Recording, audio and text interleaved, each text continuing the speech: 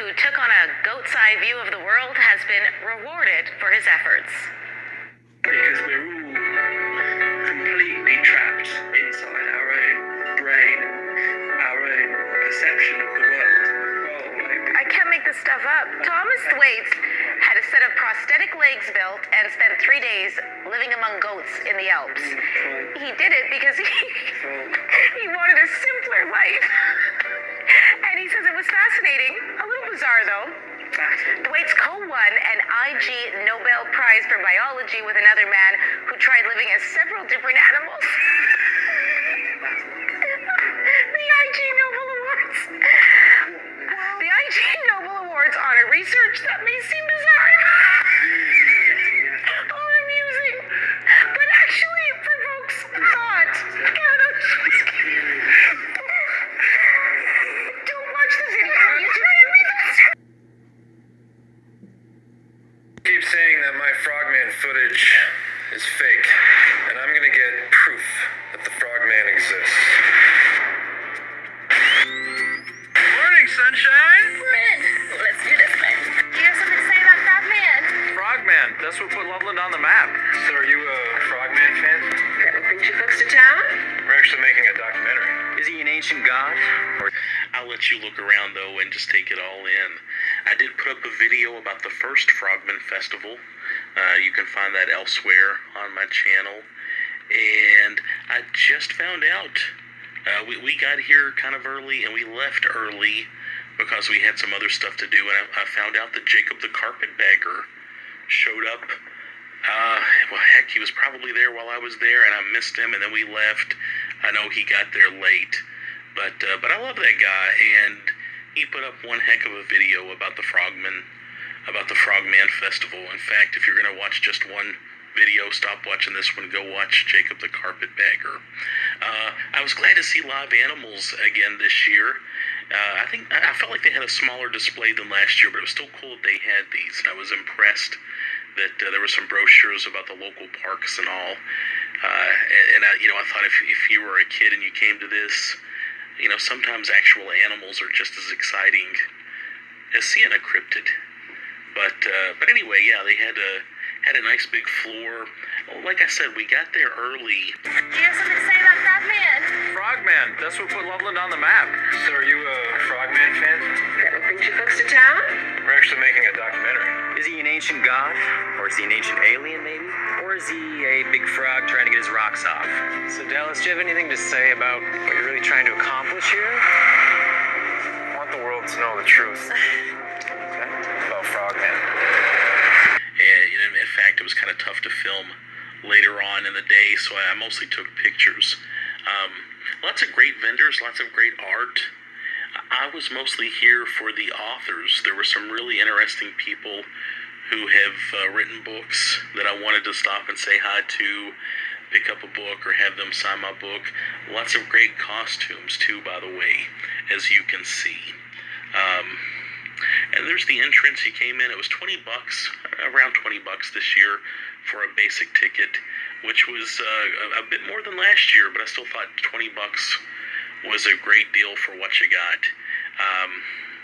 I wish I'd planned out more time at this festival. Check out some of this art. I really like some of the art through here. Some really well done stuff. And we'll go by some of these places later, but I wanted to stop and see Sherry Brake, who used to set up at the Mothman Festival. I think she's gotten too busy for that, though. And I used to talk to her at the Mothman Festival, but I haven't been in several years. When I talked to her, she said she hadn't been in several years either. But she's written some great books about West Virginia and Ohio. She's developed a bit of a specialty on writing books on asylums and hospitals. She's written a book on Trans-Allegheny Lunatic Asylum and the Mansfield Reformatory, and it was just great stopping to talk to her. She's a very sweet little person, and just always good to chat with her.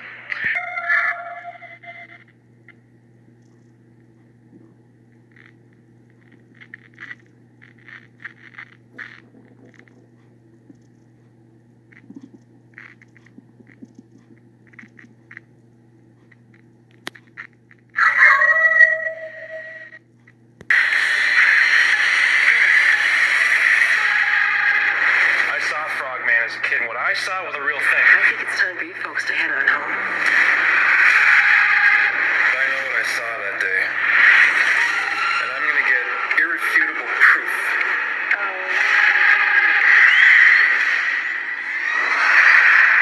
The Frogman exists.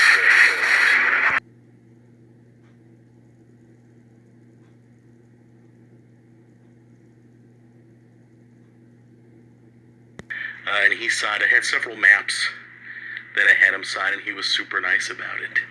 And some great artists here. I really like that Chad Worley guy. I talked to him briefly. I've seen his stuff up in coffee shops. I like what he's doing a lot. John Kachuba's down here. Yeah, right there on the left. He's kind of been over.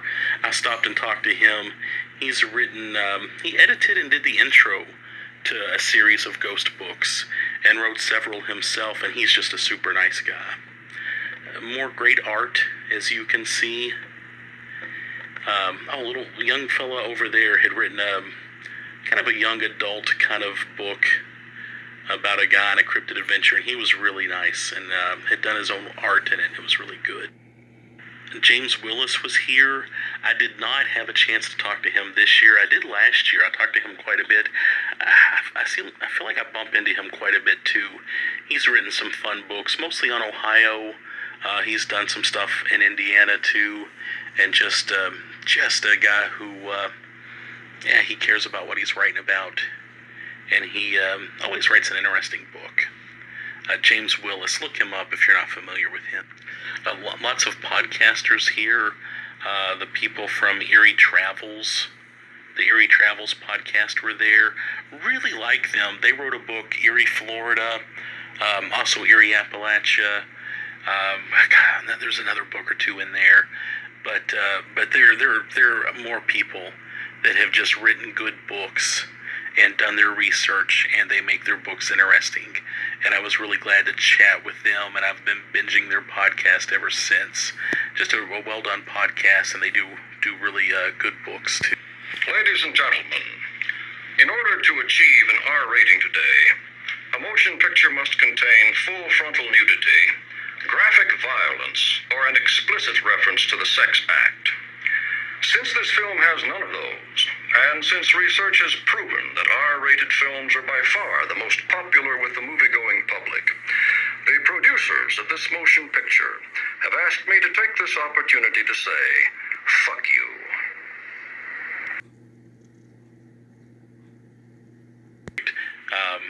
You get a lot for your money with their book too.